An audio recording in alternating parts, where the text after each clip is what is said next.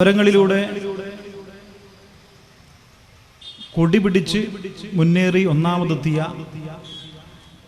നാടാണ് നമ്മുടെ കേരളം. ഇന്നിപ്പോൾ ലോകത്തിന് മുന്നിൽ കേരളം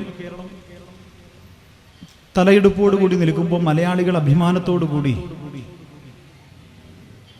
എല്ലാ കാര്യത്തിലും മുൻപന്തിയിൽ നിൽക്കുമ്പോൾ എവിടെ നിന്നാണോ കേരളത്തിന് മാത്രം ഈ തുടക്കം ഇത്ര മുന്നേറ്റം സംഭവിച്ചത് എന്നുള്ള ചോദ്യം പുതിയ തലമുറയോട് നമ്മൾ ചോദിച്ചേ പറ്റൂ.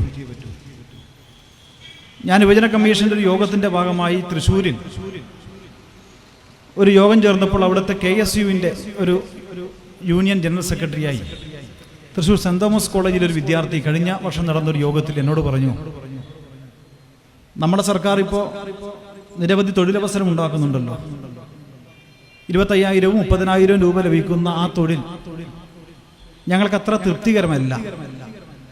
ഞങ്ങൾക്കൊരു 3 ലക്ഷവും 4 ലക്ഷവും ഒക്കെ എങ്കിലും മാസം ലഭിക്കണം. അതുകൊണ്ട് അച്ഛൻ പറഞ്ഞത് വീട് പണയപ്പെടുത്തിയിട്ടായാലും ഏതെങ്കിലും യൂറോപ്യൻ രാജ്യങ്ങളിലേക്ക് ഒന്ന് പോകണം. എന്നിട്ട് ഇതിനെതിരെയുള്ള പ്രതിഷേധം രേഖപ്പെടുത്തിക്കൊണ്ട് തന്നെയാണ് ആ യോഗത്തിൽ ആ വിദ്യാർത്ഥി എന്നോട് സംസാരിച്ചത്. ഈ സമൂഹം നേരിടുന്ന ഏറ്റവും പ്രധാനപ്പെട്ട വെല്ലുവിളി, പ്രത്യേകിച്ച് നമ്മുടെ കേരളത്തിൽ, ആർക്കെതിരെയാണ് പ്രതിഷേധം രേഖപ്പെടുത്തേണ്ടത് എന്നറിയാത്ത ഒരു തലമുറയാണ് ഞാൻ ഉൾപ്പെടെയുള്ള യുവജന പ്രസ്ഥാനത്തിൻ്റെ നേതൃത്വം പ്രതിനിധീകരിക്കുന്നത് എന്നുള്ള വലിയ പ്രയാസമുണ്ട്. ഞാൻ ആ കുട്ടിയോട് ചോദിച്ചു, നിങ്ങൾ ഈ ചോദ്യം ചോദിച്ചതും വിരൽ ചൂണ്ടിയതും തിരുവനന്തപുരത്തേക്കായിരിക്കുമല്ലോ. ഞങ്ങൾക്ക് 4 ലക്ഷം ശമ്പളം വേണം, 5 ലക്ഷം ശമ്പളം വേണം, ഞങ്ങൾ UK പോയിക്കൊള്ളാം, ഞങ്ങൾ അമേരിക്കയിൽ പോയിക്കൊള്ളാം എന്ന ചിന്ത സാധാ ഒരു നാട്ടിൻ പുറത്തുള്ള നിങ്ങൾക്ക് എങ്ങനെ രൂപപ്പെട്ടു? എന്തുകൊണ്ടാണ് നിങ്ങൾ ഈ ചോദ്യം, ആരാണ് നിങ്ങൾക്ക് തൊഴിൽ നൽകാത്തത് എന്നുള്ള യാഥാർത്ഥ്യം നിങ്ങളിലേക്ക് എത്താത്തത്? കേരളത്തിൽ പോട്ടെ, ഇന്ത്യയിൽ ഏതെങ്കിലും ഒരു സംസ്ഥാനത്ത് 3 ലക്ഷം രൂപ ശമ്പളം ലഭിക്കുന്ന നഴ്സുണ്ടോ? ഇന്ത്യയിൽ ഏതെങ്കിലും ഒരു സംസ്ഥാനത്ത് കേരളത്തെക്കാൾ മികച്ച വേതനം ലഭിക്കുന്ന ഒരു പ്രദേശമുണ്ടോ? അപ്പൊ നിങ്ങൾ ആഗ്രഹിക്കുന്ന വേതനം ലഭിക്കാത്തത് കേരളത്തിലെ ഏതെങ്കിലും ഒരു പ്രശ്നം കൊണ്ടാണോ? ദൗർഭാഗ്യവശാൽ നമ്മൾ അങ്ങനെ പഠിപ്പിച്ചു. ഇതിനിടെ ഒരു വർഷങ്ങൾക്ക് മുന്നേ ഒരു ചാനൽ ചർച്ചയിൽ ഞാൻ കേട്ടു, കേരളം ശ്രീലങ്ക പോലെയാകുമെന്ന് പോലും ചർച്ച ചെയ്തവരുണ്ട്. പ്രസിഡന്റിന്റെ വസതിയിൽ കയറിയിട്ട് പ്രക്ഷോഭകാരികൾ ഭക്ഷണം വെച്ച് കഴിച്ച് സ്വിമ്മിംഗ് പൂളിൽ നീന്തിക്കുളിച്ച് സാമ്പത്തിക പ്രതിസന്ധിയിൽ തകർന്ന തരിപ്പണമായ ശ്രീലങ്ക പോലെ കേരളമാകുമെന്ന് വലതുപക്ഷ ബുദ്ധിജീവികൾ കേരളത്തിൽ ചാനൽ സംവാദത്തിലിരുന്ന് പഠിപ്പിക്കുകയാണ്. അതെങ്ങനെയാ കേരളം ശ്രീലങ്ക പോലെയാവുക? കേരളം എന്താ ഇവിടെ സൂചിപ്പിച്ചതുപോലെ സ്വന്തമായി കറൻസി അടിക്കുന്ന സ്വന്തം ഭരണഘടനയുള്ള ഒരു രാജ്യമാണോ? അമേരിക്കയിലെ ഏതെങ്കിലും ഒരു സംസ്ഥാനത്തെ കുറിച്ച് നിങ്ങൾ എപ്പോഴെങ്കിലും സ്റ്റേറ്റിനെ കുറിച്ച് സാമ്പത്തിക പ്രതിസന്ധി കേൾക്കാറുണ്ടോ? ലോകത്തിലെ ഏതെങ്കിലും ഒരു രാജ്യത്തെ, ബ്രിട്ടനിലെ ആ രാജ്യത്തിലെ സ്റ്റേറ്റിനെ കുറിച്ച് കേട്ടിട്ടുണ്ടോ? ഏതെങ്കിലും ഒരു രാജ്യത്തിന്റെ സ്റ്റേറ്റിന് പ്രത്യേകം സാമ്പത്തിക പ്രതിസന്ധി ഉണ്ടാവുമോ? ആ രാജ്യത്തിനല്ലേ സാമ്പത്തിക പ്രതിസന്ധി. ഇന്ത്യ എന്ന മഹാരാജ്യത്ത് ഇന്നലെ വന്ന വാർത്ത, നമ്മുടെ ചരിത്രത്തിൽ ഞാൻ ഡിഗ്രിക്ക് പഠിക്കുമ്പോൾ $1 എന്ന് പറഞ്ഞാൽ ഞാൻ ഗുണിക്കുക 47 കൊണ്ടാണ്. ഇന്ന് 85 രൂപ കൊണ്ട് ഗുണിക്കണമെന്ന് പറയുമ്പോൾ നമ്മുടെ രാജ്യം എവിടെ എത്തി? ഈ പ്രതിസന്ധിയല്ലേ നമ്മുടെ മുഴുവൻ പ്രതിസന്ധിക്കും കാരണം? അത് കേരളമല്ലല്ലോ. 1 ലക്ഷം രൂപ 2 ലക്ഷം രൂപ ശമ്പളം ലഭിക്കാത്തത് നിങ്ങൾ കേരളത്തിന്റെ പ്രശ്നമല്ലല്ലോ. നമ്മൾ ജീവിക്കുന്നത് ഏറ്റവും പ്രതിസന്ധിയിലുള്ള ഇന്ത്യയിലല്ലേ. ആ ബോധ്യമെങ്കിലും ആദ്യം എത്തിക്കണം. ആർക്ക് നേരെയാണ് നിന്റെ സമരവും പ്രതിഷേധവും അത് സോഷ്യൽ മീഡിയയിലും വർത്തമാനത്തിലും വരേണ്ടത് എന്ന് പഠിപ്പിക്കലാണ് ആദ്യത്തെ ഉത്തരവാദിത്വം. അതറിയാത്തതാണ് ആദ്യത്തെ പ്രശ്നം. ഇവിടുത്തെ ഒരു ഗ്രാമത്തിലിരുന്ന് ചെറുപ്പക്കാരന് ദുബായിയും ഈ പറയുന്ന പശ്ചിമേഷ്യൻ രാജ്യങ്ങളെല്ലാം മടുത്തു, ഇനി UK എന്ന് പറയാൻ ചിന്തിക്കാൻ എങ്ങനെ തോന്നി? ഉത്തർപ്രദേശിലെ ഗ്രാമത്തിലിരുന്നൊരു ചെറുപ്പക്കാരന് കോട്ടക്കലിലെ ഹോട്ടൽ എന്നല്ലേ ചിന്തിക്കാൻ പറ്റൂ? ഉത്തർപ്രദേശിലെ ഗ്രാമത്തിലിരുന്ന ഒരു 18 വയസ്സുകാരൻ ഭാവി എന്തെന്ന് ചിന്തിക്കുമ്പോൾ കണ്ണൂരിലോ കോഴിക്കോട്ടിലോ പോയി ഒരു ഹോട്ടലെങ്കിലും പണിയെടുക്കണം എന്ന സ്വപ്നം കാണുമ്പോൾ കേരളത്തിൽ നിന്നും UK എന്നും അമേരിക്ക എന്നും ഒരു ഗ്രാമത്തിലെ ഒരു കർഷക തൊഴിലാളിയുടെ മകന് സ്വപ്നം കാണാൻ സാധിച്ചത് എങ്ങനെ? ഇതാണ് പ്രശ്നം. 1892 നവംബർ മാസം 27 ഷൊർണൂരിൽ ഒരു മനുഷ്യൻ ട്രെയിൻ ഇറങ്ങിയെന്നും അവിടെ നിന്നും തെക്കോട്ടേക്ക് സഞ്ചരിച്ചു എന്നും ഏതാണ്ട് ഡിസംബർ മാസം 24 കന്യാകുമാരിയിൽ എത്തിച്ചേരുന്നതുവരെ 10-25 ദിവസം ഈ കേരളത്തിൽ ഈ മലബാർ മുതൽ തെക്ക് വരെ സന്ദർശിച്ചു എന്നും അവിടെ നിന്നും അദ്ദേഹത്തിനുള്ള ജീവിത അനുഭവം, അതിനുശേഷമാണ് അദ്ദേഹം മദ്രാസിലെത്തി. മദ്രാസ് ടൗൺ ഹാളിൽ ട്രിപ്പിക്കൽ ലിറ്റററി സൊസൈറ്റി നടത്തിയ ഭാരതത്തിന്റെ ഭാവി എന്ന വിഷയത്തിലുള്ള പ്രഭാഷണത്തിൽ പറയുന്നു, ഞാൻ വരുന്നത് മലബാറിൽ നിന്നാണ്. ഈ രാജ്യത്തിലെ എല്ലാ പ്രദേശത്തിലെയും മനുഷ്യർ അവരെ ഒറ്റപ്പെടുത്തണം, അവരെ പോലത്തെ വൃത്തികെട്ടന്മാർ ലോകത്തില്ല എന്നാണ്. കേരളം പ്രാന്താലയൊന്നും പറഞ്ഞില്ല, കേരളം ഒന്നില്ലല്ലോ, പിന്നീട് നമ്മൾ പറഞ്ഞതാണ്. അത്രയും വൃത്തികെട്ടന്മാരാണ്. റോഡിൽ കൂടി നടക്കാൻ മനുഷ്യന് പറ്റൂല, പറയന് പറ്റില്ല. സവർണ നടക്കുന്ന വഴി നടക്കാൻ പറ്റില്ല പറയന്. എന്നാൽ പേരൊന്ന് മുസ്ലിമോ ക്രിസ്ത്യാനിയോ ആയി കഴിഞ്ഞാൽ എന്തും ചെയ്യാം. ഇതാണ് ആ നാട്ടിന്റെ പ്രത്യേകത. ഹിന്ദു മതത്തിൽപ്പെട്ട മനുഷ്യർക്ക്, താഴ്ന്ന ജാതിയിൽപ്പെട്ട മനുഷ്യരല്ല, അത് ഭ്രാന്താലയം എന്ന് വിളിച്ചത് ഈ നാടാ. ആ നാടാണ് 100 വർഷം കഴിഞ്ഞപ്പോൾ ലോകം കണ്ട സാമ്പത്തിക വിദഗ്ധനായ അമർത്യാസനെ കൊണ്ട് പിന്നീട് ഇങ്ങോട്ട് പല മഹാന്മാരെ കൊണ്ടും കേരളം ലോകത്തിന് മാതൃക എന്ന് മാറ്റി വിളിപ്പിച്ചത്. എങ്ങനെയാ? ആ ചോദ്യം ഈ തലമുറയോട് ചോദിക്കണ്ടേ? കൊടി പിടിച്ച് സമരം ചെയ്ത് നശിപ്പിച്ചു, പൂട്ടും. മനുഷ്യനെയും തൊഴിലാളിയെയും വർഗപരമായി അവന്റെ ജീവിതത്തെ കാണാതെ അവനെ ചൂഷണം ചെയ്ത് 15 ഉറുപ്പ്യക്ക് അവനെ കൊണ്ട് അധ്വാനിച്ച് പണിയെടുപ്പിച്ച് പട്ടിണി കിടന്നിട്ട് അവനെ കൊല്ലാക്കൊല ചെയ്യുന്ന ഒരു സ്ഥാപനം ഉണ്ടാവില്ല. അതുകൊണ്ടാണല്ലോ ഇന്ന് രാജ്യത്തെ ഏറ്റവും മെച്ചപ്പെട്ട കൂലിയുള്ളത് കേരളത്തിലായത്. ഞാൻ കൂടുതൽ സമയമില്ലാത്തതുകൊണ്ട് വിശദീകരിക്കുന്നില്ല. കേരളത്തിൽ 220 രൂപയും 200 രൂപയും ഗുജറാത്തിൽ കൂലി പണിക്കുമ്പോൾ 800 850 കൂലി വാങ്ങിച്ചത് അതുകൊണ്ടാണല്ലോ. മനുഷ്യന്റെ ജീവിതം മാറ്റം വന്നത് അങ്ങനെയാണല്ലോ. എങ്ങനെ കേരളം മാറും? ഒറ്റ സമരം കൊണ്ട് മാറില്ല. കേവലമായ ഒരു സമരം കൊണ്ട്, ഒരു വിഷയാടിസ്ഥാനത്തിൽ മാത്രം സമരം നടത്തി ആ സമരത്തിന്റെ വിജയം നമുക്ക് ആഹ്ലാദിക്കാമെന്നേ ഉള്ളൂ. സാമൂഹ്യ മാറ്റം സാധ്യമല്ല. സാമൂഹ്യ മാറ്റം എങ്ങനെയാ സാധ്യമാവുക? 1935 36 EMS ആയിക്കോട്ടെ, കൃഷ്ണപ്പള്ളി ആയിക്കോട്ടെ, ഞാൻ എക്സോർവായി ഒരു പേര് പറയുന്നില്ല, ഏതെങ്കിലും ഒരു മഹാരഥന്മാരായ ഒരു നേതാക്കന്മാർ വന്ന് ഏറ്റവും പിന്നോക്കം നിൽക്കുന്ന മനുഷ്യരെ ഒരു വേദിയിലേക്ക് കൊണ്ടുവന്ന് അവർ ദൂരം കൂടി നിൽക്കുകയാണ്. ഒരു കല്ലിന്റെ മുകളിൽ കയറി ഉജ്ജ്വലമായ പ്രസംഗം നടത്തുന്നു. എന്താ പ്രസംഗം? ഇനി ഒരാളുടെ മുമ്പിൽ പോലും നിങ്ങൾ തല കുനിച്ച് നിൽക്കരുത്, നട്ടല് നിവർത്തി നിൽക്കണം.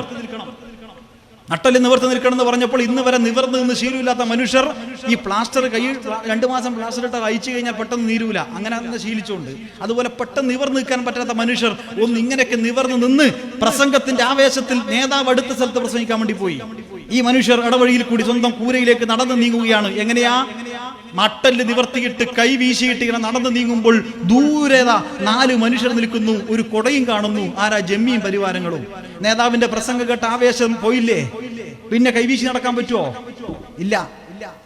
സാമൂഹ്യ പരിഷ്കരണ പ്രസ്ഥാനത്തിന്റെ പ്രവർത്തനങ്ങൾ കൊണ്ട് മാറിയതല്ല കേരളം എന്ന് പറഞ്ഞാൽ അതിൽ ആരും വിവാദം ഉണ്ടാക്കിയെന്ന് വേണ്ട. അതൊരു തുടക്കമാണ്. ഉഴുതുമറിച്ച് ഇന്ത്യയിലാകെ സാമൂഹ്യ പരിഷ്കരണ പ്രസ്ഥാനത്തിന്റെ നവോത്ഥാന പ്രവർത്തനം ഇന്ത്യയിലാകെ ഉള്ളതിന്റെ ഒരു ഭാഗമേ കേരളത്തിൽ ഉണ്ടായിട്ടുള്ളൂ. അതുകൊണ്ട് മാറിയതല്ല കേരളം, അതുകൊണ്ട് മാത്രം മാറിയതല്ല കേരളം. അങ്ങനെ മാറണമെങ്കിൽ ഈ പ്രസംഗം രാജ്യത്താകെ നടന്നുവല്ലോ. തമിഴ്നാട്ടിന്റെ അത്രയൊന്നും വലിയ പ്രസംഗം ഏതായാലും കേരളത്തിൽ ഉണ്ടായിട്ടില്ലല്ലോ. പെരിയോറിന്റെ നാടല്ലേ തമിഴ്നാട്. അവിടെയല്ലേ ഡിവൈഎഫ്ഐയുടെ ജില്ലാ ട്രഷറർ അശോക് കുമാറിനെ അദ്ദേഹത്തിന്റെ അമ്മ സവർണർ നടന്ന വഴിയിൽ കൂടി നടന്നതിന്റെ ഭാഗമായിട്ട് 6 വർഷം മുന്നേ കൊന്ന് റെയിൽവേ ട്രാക്കിൽ തള്ളിയത് ഇപ്പോഴുണ്ടല്ലോ. പെരിയോറിന്റെ നാടല്ലേ. ഇപ്പൊ സാമൂഹ്യ പരിഷ്കരണ പ്രസ്ഥാനം നവോത്ഥാന നായകർ ഉഴുതുമറിച്ചത് കൊണ്ട് മാത്രം മാറില്ല. കാരണം ഈ പ്രസംഗം കഴിഞ്ഞിട്ട് അവർ വീട്ടിലേക്ക് പോയി കഴിഞ്ഞാൽ ആ സിസ്റ്റം ഉണ്ടത്രേ. ആ സാമ്പത്തിക വ്യവസ്ഥയുടെ പേരാണ് ജന്മിത്വം. EMSന്റെ ഭാഷയിൽ പറഞ്ഞാൽ ജാതി, ജന്മി, നാടുവാഴിത്തം. സാമൂഹ്യപരമായി ജാതി, രാഷ്ട്രീയപരമായിട്ട് നാടുവാഴിത്തം, സാമ്പത്തികപരമായി ജന്മിത്തം. ഈ വ്യവസ്ഥയെ പൊളിക്കണം. ഇതൊറ്റ സമരത്തിൽ പൊളിയോ? ഇല്ല. അത് ഇന്ത്യയിൽ എവിടെയെങ്കിലും പൊളിഞ്ഞോ? പൊളിയുമെങ്കിൽ 48-ൽ കേരളം മാറണ്ടേ, 50-ൽ കേരളം മാറണ്ടേ, നെഹ്റു ഭരിച്ച 55-ൽ കേരളം മാറണ്ടേ, 56-ൽ കേരളം മാറണ്ടേ. കേരളം മാറിയത് 57-ലാണ്. 57-ൽ കമ്മ്യൂണിസ്റ്റ് പാർട്ടിക്ക് പകരം ഇന്ത്യൻ നാഷണൽ കോൺഗ്രസ് ആയിരുന്നു കേരളത്തിൽ. മറ്റ് സംസ്ഥാനങ്ങൾ പോലെ വന്നിരുന്നുവെങ്കിൽ കേരളം ഇപ്പോഴും മാറില്ല. 57-ൽ EMS വന്നു, കമ്മ്യൂണിസ്റ്റ് പാർട്ടി. EMS കേരളത്തിന്റെ ജാതകം എഴുതി എന്നുള്ളതാണ് കേരളത്തിന്റെ പ്രത്യേകത. അപ്പൊ സമരങ്ങളിൽ കൂടി വന്ന്, സമരം എന്ന് പറഞ്ഞാൽ രക്തസാക്ഷിത്വവും പോരാട്ടവും ഏറ്റുമുട്ടലും പ്രസംഗവും പലതുണ്ടാവും. 1952-ൽ കൊല്ലം ചവറയിലെ തട്ടാശ്ശേരിയിലെ സുദർശന തിയേറ്ററിൽ രാത്രി 9 മണിക്ക് ഒരു നാടകം കളിച്ചു. 5000-ലധികം വേദി കളിച്ച ആ നാടകവും കേരളത്തിലെ കമ്മ്യൂണിസ്റ്റ് പ്രസ്ഥാനത്തിന്റെ അധികാരത്തിൽ വരാൻ വേണ്ടി കാരണമായിരുന്നില്ലേ? കഥാപ്രസംഗമുണ്ട്, നാടകമുണ്ട്. അതിൽ അഭിനയിച്ച 2 നിങ്ങൾ എന്നെ കമ്മ്യൂണിസ്റ്റ് ആക്കിയ നാടകത്തിൽ 2 MLA-മാർ വേഷമിട്ടില്ലേ? കാമ്പശ്ശേരി കരുണാകരനും പുനലൂർ രാജഗോപാലനും 2 പേർ വേഷമിട്ടില്ലേ? ആ ഉജ്ജ്വലമായ നിരവധിയായ സമരങ്ങൾ, ആ സമരങ്ങൾ വ്യത്യസ്തമായിരിക്കും. അതാണ് കേരളം. ഇന്ന് DYFIയോട് ചിലർ ചോദിക്കാറുണ്ട്, നിങ്ങൾക്കിപ്പോൾ ചോറ് കൊടുക്കലും ഈ രക്ഷാപ്രവർത്തനവും ഈ യൂത്ത് ബ്രിഗേഡിന്റെ പ്രവർത്തനവും മനുഷ്യരെ ഇങ്ങനെ ഈ പ്രളയത്തിലെ പ്രവർത്തനവും അത്രയല്ലേ ഉള്ളൂ, മറ്റു അടിയൊന്നും കാണുന്നില്ല. നിങ്ങൾ മതിൽ കയറി തുള്ളുന്നില്ല, പോലീസുമായി ഏറ്റുമുട്ടുന്നില്ല,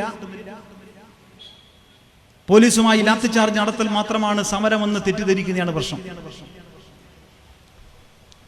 ചിലപ്പോൾ ഇരുന്ന് പാട്ട് പാടൽ സമരമായിരിക്കും. പൊതിച്ചോറ് കൊടുക്കൽ ഉജ്ജ്വലമായ സമരല്ലേ? ഈ രണ്ടാം ഇടതുപക്ഷ സർക്കാർ കേരളത്തിൽ വന്ന ശേഷം ഇനി കേരളത്തിൽ വട്ടപൂജ്യം കിട്ടിയ ഒരു ടീം കരുതി ഇനി ഒറ്റ വഴിയേ ഉള്ളൂ. എന്താ വഴി? ഞാൻ സംസാരം അവസാനിപ്പിക്കുക, നീണ്ടുപോകില്ല. ഒറ്റ വഴിയേ ഉള്ളൂ. എന്താ വഴി? കേരളത്തിന്റെ സാമൂഹ്യ അടിത്തറ തകർക്കാതെ കേരളത്തിൽ ഒരു വർഗീയ പ്രസ്ഥാനത്തിന് രക്ഷയില്ല. ആ ബിൽഡിംഗ് തകർക്കാൻ ആ ബിൽഡിങ്ങിന്റെ മുകളിലേക്ക് കല്ലെറിഞ്ഞിട്ട് കാര്യമില്ല, അതിന്റെ ഓട് മാറ്റി വെക്കാം. ആ ബിൽഡിംഗ് തകർക്കണമെങ്കിൽ അതിന്റെ അടിത്തറ, നമ്മൾ കണ്ടല്ലോ ഫ്ലാറ്റ് തകർക്കുന്നത്, ഫ്ലാറ്റിന്റെ അടിയിൽ നിന്നാണ് 10 നില ബിൽഡിംഗ് കിട്ടും. ഇസ്രായേലിൽ പലസ്തീനിൽ ബോംബിടും എങ്ങനെ ഏറ്റവും അടിയിൽ പോയി വീടാണ്, അങ്ങ് നിലം പരിശാവും. കേരളത്തിന്റെ സാമൂഹ്യ അടിത്തറ നിലനിൽക്കുന്നത് ഉറച്ച മതേതരത്താണ്. മതം നോക്കിയിട്ടല്ല. എൻ്റെ നാട്ടിൽ ഒറ്റ മുസ്ലിം വീട് മാത്രമേ ഉള്ളൂ എങ്കിലും അവിടെ മുസ്ലിം സ്ഥാനാർത്ഥിയായ UDF സ്ഥാനാർത്ഥി മത്സരിച്ചാലും അവർക്ക് ലഭിക്കുന്ന 250 വോട്ട് അങ്ങനെ തന്നെ കിട്ടും. ആ വോട്ട് ചെയ്യുന്നത് 250 മുസ്ലിങ്ങളല്ല. എവിടെയെങ്കിലും ഞാൻ ചിലത് നോക്കിയപ്പോൾ കണ്ടതാണ്, എവിടെയെങ്കിലും മതം നോക്കി, സ്ഥാനാർത്ഥിയുടെ മതം നോക്കി വോട്ട് ചെയ്യുന്നവരെല്ലാം മലയാളി, ഉറച്ച രാഷ്ട്രീയമുള്ളവരാണ് മലയാളി. ആ നാട്ടിൽ മതപരമായി ഭിന്നമുണ്ടാക്കിയിട്ട് കാര്യമില്ല. കേരളത്തിന്റെ സാമൂഹ്യ അടിത്തറ തകർക്കാതെ അതിന് മുകളിൽ നിൽക്കുന്ന ഇടതുപക്ഷ പ്രസ്ഥാനത്തെ തകർക്കാൻ സാധിക്കില്ല എന്ന് തിരിച്ചറിവുണ്ടായി. അതുകൊണ്ടാണ് രണ്ടാം ഇടതുപക്ഷ സർക്കാർ കേരളത്തിൽ വന്ന തൊട്ടടുത്ത ദിവസം തന്നെ വളരെ ബോധപൂർവം കേരളത്തിലെ പ്രധാനപ്പെട്ട ഒരു നേതാവ് തുപ്പൽ വിവാദം എന്നൊരു സാധനം ഉണ്ടാക്കി തീർത്തത്. വെറുതെ അല്ല, അത് തുപ്പൽ വിവാദം ഉണ്ടാക്കി, ഭക്ഷണത്തിൽ തുപ്പെന്ന് പറഞ്ഞിട്ട് അനാവശ്യമായി വിവാദം ഉണ്ടാക്കിയ ശേഷം അവരെന്ത് ചെയ്യുന്നറിയോ? കോഴിക്കോട് 33 ഹോട്ടലിൽ ലിസ്റ്റ് ഇട്ടു. എന്നിട്ട് പറഞ്ഞു, ഈ 33 ഹോട്ടലാണ് ഹിന്ദുവിന്റെ ഹോട്ടൽ, ഇവിടുന്ന് മാത്രമേ ഭക്ഷണം കഴിച്ചോളൂ. പോരെ, മറുവശത്ത് മറ്റേ വർഗീയവാദി ഉണ്ടല്ലോ, ഇതിന് ഓപ്പോസിറ്റ് നിൽക്കുന്ന ടീം, അവരിപ്പോ എല്ലാവരും കൂടെ ഒന്നായി. ആ ടീം ഈ ലിസ്റ്റ് ഇട്ടിട്ട് പറഞ്ഞു, ഈ ഹോട്ടലിൽ നിന്ന് മുസ്ലിങ്ങളുടെ ഭക്ഷണം കഴിച്ചുകൂടാ. അവർ വേറെ ലിസ്റ്റ് ഒന്നും വരുത്തി പോയില്ല. സോഷ്യൽ മീഡിയയിൽ കനത്ത ഏറ്റുമുട്ടലാ. 2 വിഭാഗം, മുസ്ലിമിന്റെ ഹോട്ടൽ, മുസ്ലിമിന്റെ ഓട്ടോറിക്ഷ, മുസ്ലിമിന്റെ ചെരുപ്പ് കട, ടെക്സ്റ്റൈൽ, സൂപ്പർ മാർക്കറ്റ് ഞങ്ങൾ സ്വന്തമായി തുടങ്ങും. സാമൂഹ്യപരമായി കേരളത്തെ ഭിന്നിപ്പിക്കാനുള്ള നീക്കം 2021 മെയ് മാസത്തിന് ശേഷം ഉണ്ടായി. ജൂൺ, ജൂലൈ, ആഗസ്റ്റ് മാസത്തിലുണ്ടായി. ഡിവൈഎഫ്ഐ ഫുഡ് ഫെസ്റ്റ് സംഘടിപ്പിക്കാൻ തീരുമാനിച്ചു. ഡിവൈഎഫ്ഐ ഫുഡ് ഫെസ്റ്റ് സംഘടിപ്പിക്കാൻ വേണ്ടി തീരുമാനിച്ചിട്ട് പ്രഖ്യാപിച്ച് ഉച്ചയ്ക്ക് ശേഷം വിളി വന്നു, ഗൾഫിൽ നിന്നെല്ലാം എങ്ങനെയെങ്കിലും പന്നി കൂടി കൊണ്ടക്കണേ, കാരണം മറ്റവർ പ്രചരിപ്പിക്കുന്നുണ്ട് പന്നി വെക്കൂല. പന്നി കിട്ടുന്നിടത്ത് ഞങ്ങളൊക്കെ ഒന്ന് കണ്ണൂർ പന്നി വെച്ചു. കണ്ണൂർ പന്നി കിട്ടി. എറണാകുളത്ത് രാവിലെ വെച്ചത് എറണാകുളത്തായിരുന്നു ആദ്യത്തെ പരിപാടി. ഡിവൈഎഫ്ഐയുടെ എറണാകുളം ജില്ലാ കമ്മിറ്റിയുടെ ഫേസ്ബുക്ക് പേജിൽ വരുന്നതിന് മുന്നേ ചില പേരൊന്നും ഞാൻ പറയുന്നില്ല, ഇപ്പോൾ ചില വർഗീയപരമായി നേതൃത്വം കൊടുക്കുന്ന കേരളത്തിലെ ചില ടീം അപ്പം തന്നെ ഫേസ്ബുക്ക് പോസ്റ്റ് ഇട്ടു, ഇതാ പന്നി ഇറച്ചി വെച്ചതിന് ഡിവൈഎഫ്ഐക്ക് അഭിവാദ്യങ്ങൾ. അതിന്റെ തൊട്ടപ്പുറം പോത്തുന്നുണ്ട്, പന്നി പോത്ത്, പക്ഷെ പ്രശ്നമല്ല, പന്നി വെച്ചപ്പോൾ പോത്ത് പ്രശ്നമായിട്ടില്ല. അന്ന് വൈകുന്നേരത്തോടു കൂടി അതുവരെ തമ്മിലേറ്റുമുട്ടിയ 2 വർഗീയവാദികൾ ഡിവൈഎഫ്ഐക്ക് നേരെ ഏറ്റുമുട്ടൽ തുടങ്ങി. അത് മലപ്പുറത്ത് ഉണ്ടായിട്ടില്ല, കോഴിക്കോട് ഉണ്ടായിട്ട്, ആടെ ഉണ്ടായി എന്നൊക്കെ പറഞ്ഞ് അതോടെ ആ വിഷയം തീർന്നില്ലേ? മതം നോക്കി ഭക്ഷണം കഴിക്കണം എന്ന് പറയുമ്പോൾ Kozhikode medical college, Thiruvananthapuram medical കോളേജിൽ ഉച്ചക്ക് ക്യൂ നിൽക്കുന്ന 1000 മനുഷ്യരുണ്ട് കേരളത്തിൽ. 60 ആശുപത്രിയിലെ ഡിവൈഎഫ്ഐ ഉച്ചഭക്ഷണം കൊടുക്കുന്നത്.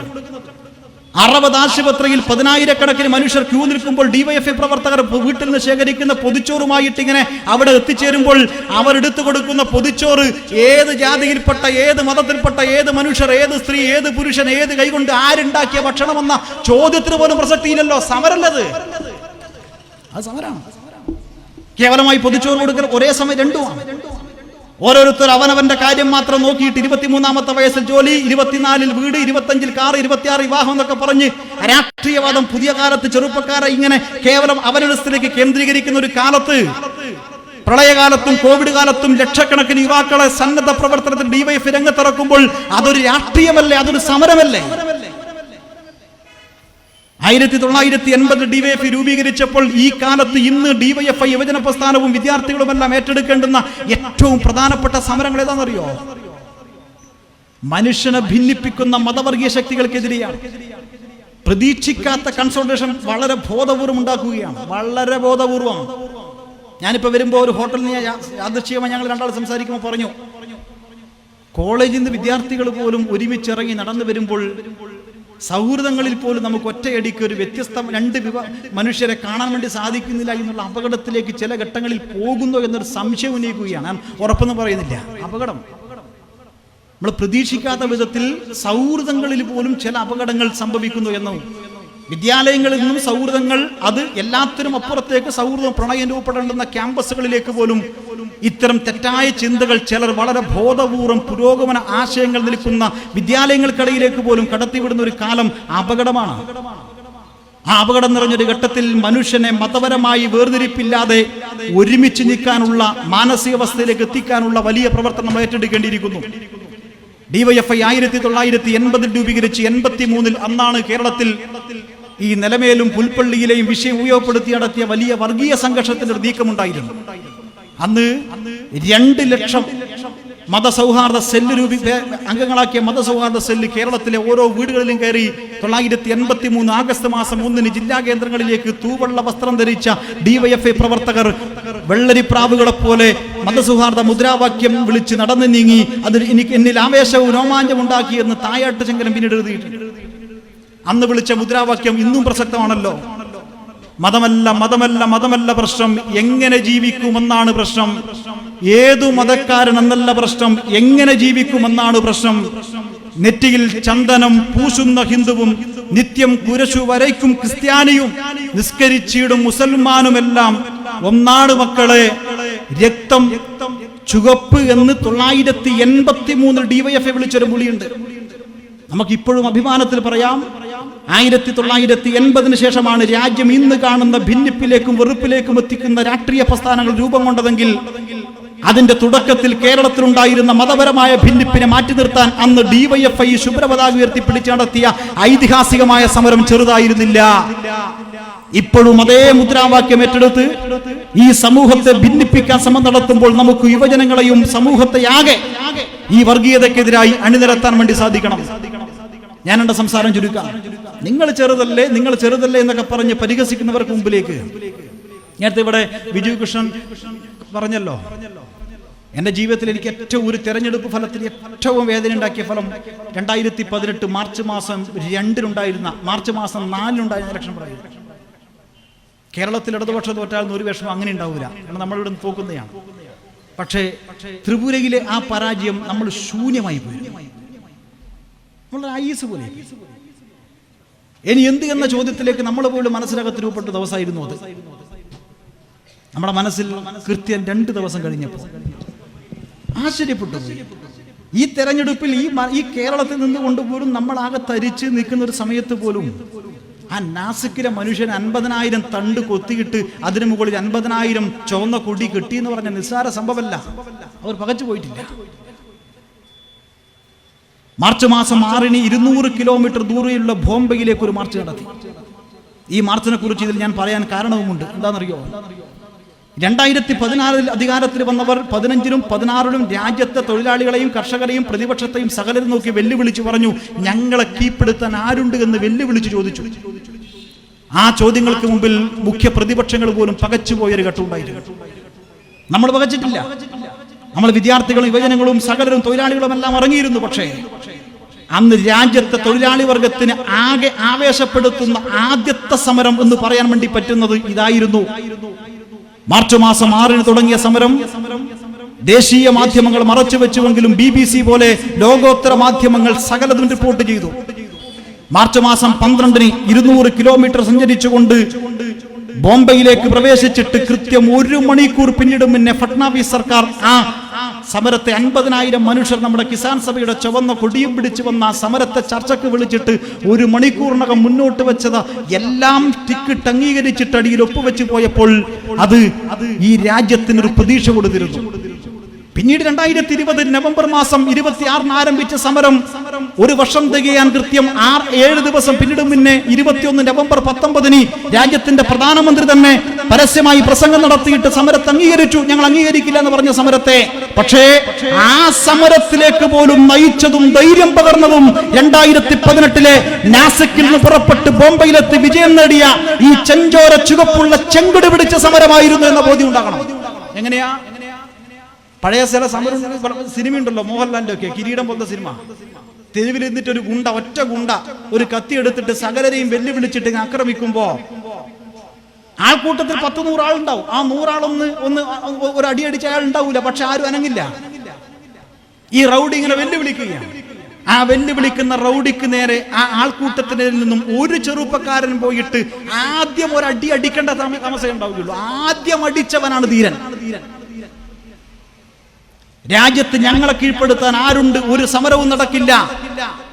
നഗരത്തിലെ നക്സലുകളായി നിങ്ങൾ മാറിത്തീർന്നൊക്കെ പറഞ്ഞ് വെല്ലുവിളിച്ച് ഇതാ എന്നെ എതിർക്കാൻ രാജ്യദ്രോഹികൾ ആരുണ്ടെന്നൊക്കെ ചോദിച്ച് രാജ്യത്തിന്റെ പാർലമെന്റിനകത്ത് നോക്കിയിട്ട് പ്രതിപക്ഷത്തെ പരിഹസിക്കുമ്പോൾ, ഭീഷണിപ്പെടുത്തുമ്പോൾ, അതിനു മുന്നിൽ നടത്തിയ ആദ്യ സമരം പിന്നെ മധ്യപ്രദേശിലും രാജസ്ഥാനിലേക്കും ആ സമരം വ്യാപിച്ചുവെങ്കിൽ നിങ്ങൾ നോക്കണം, രാജ്യം ഇന്നും പ്രതീക്ഷയിൽ നിൽക്കുമ്പോൾ ഇത്തരം സമരങ്ങൾ നമുക്ക് വലിയ മൂവ്മെന്റായി പ്രതീക്ഷയായി നിൽക്കുകയാണ്. തീർച്ചയായും സമരങ്ങൾ അനിവാര്യമായി നിൽക്കുന്ന ഘട്ടമാണ്. സമരമെന്ന് പറഞ്ഞാൽ ഈ കാലത്ത്, പുതിയ കാലത്ത് വ്യത്യസ്ത തലങ്ങളിലാണ്. അവരെ ഉപയോഗിക്കുന്ന സോഷ്യൽ മീഡിയ പ്ലാറ്റ്ഫോമിലും വീട്ടിനകത്തിരുന്നും ഇനി വിശ്രമിച്ചും ആശുപത്രിയിൽ കിടക്കിയിൽ കിടന്നുപോലും സമരം ചെയ്യാൻ വേണ്ടി പറ്റുന്ന പുതിയ കാലത്താണ്.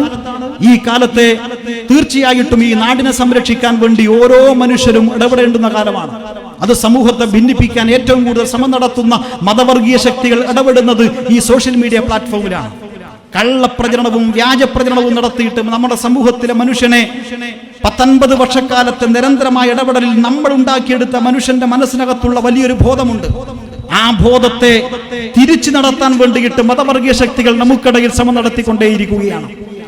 ഒരു വർഗീയ ശക്തിക്കെതിരെ പറഞ്ഞാൽ അത് എന്റെ മതത്തിന് നേരെയാണ് എന്ന് തോന്നുന്നുവെങ്കിൽ അതാണ് അപകടം. അതാണ് കഴിഞ്ഞ ഒരാഴ്ചയായി കേരളത്തിൽ കണ്ടുവരുന്നത്. ഒരു മതവർഗീയ ശക്തികൾക്ക് നേരെ പറഞ്ഞാൽ, ഒരു മതതീവ്ര ശക്തികൾക്ക് പറഞ്ഞാൽ അത് എനിക്ക് നേരെ, എന്റെ മതം, അതെങ്ങനെ നിന്റെ മതമാകും? നമ്മൾ പറഞ്ഞത് വർഗീയതയ്ക്ക് നേരെയല്ലേ, മതവർഗീയ ശക്തികൾക്ക് നേരെയല്ലേ, തീവ്രവാദികൾക്ക് നേരെയല്ലേ? സ്വാഭാവികമായി മതവർഗീയ ശക്തികൾക്കും തീവ്രവാദികൾക്കും നേരെ പറയുമ്പോൾ അത് എനിക്ക് നേരെയാണ്, എന്റെ മതത്തിന് നേരെയാണ് എന്ന ബോധം ഈ സമൂഹത്തിൽ ഉണ്ടാക്കിയെങ്കിൽ അതിൽ പരം അപകടം വേറൊന്നില്ല. അതുകൊണ്ട് ഇതിനെയെല്ലാം ബോധ്യപ്പെടുത്താനുള്ള ക്യാമ്പയിൻ സമരസജ്ജമായി മുന്നോട്ട് പോകാൻ നമുക്ക് സാധിക്കണം. ആ നിലയിൽ നമുക്ക് കരുത്തുണ്ടാകട്ടെ എന്ന് മാത്രം അഭ്യർത്ഥിച്ചുകൊണ്ട് ഇതിൽ പങ്കെടുത്ത നിങ്ങളെല്ലാം അഭിവാദ്യം ചെയ്തുകൊണ്ട്, അല്പം സമയമെടുത്തതിന് നിങ്ങളോട് ക്ഷമ ചോദിച്ചുകൊണ്ട് ഞാൻ എന്റെ സംസാരം നിർത്തുന്നു. അഭിവാദ്യങ്ങൾ.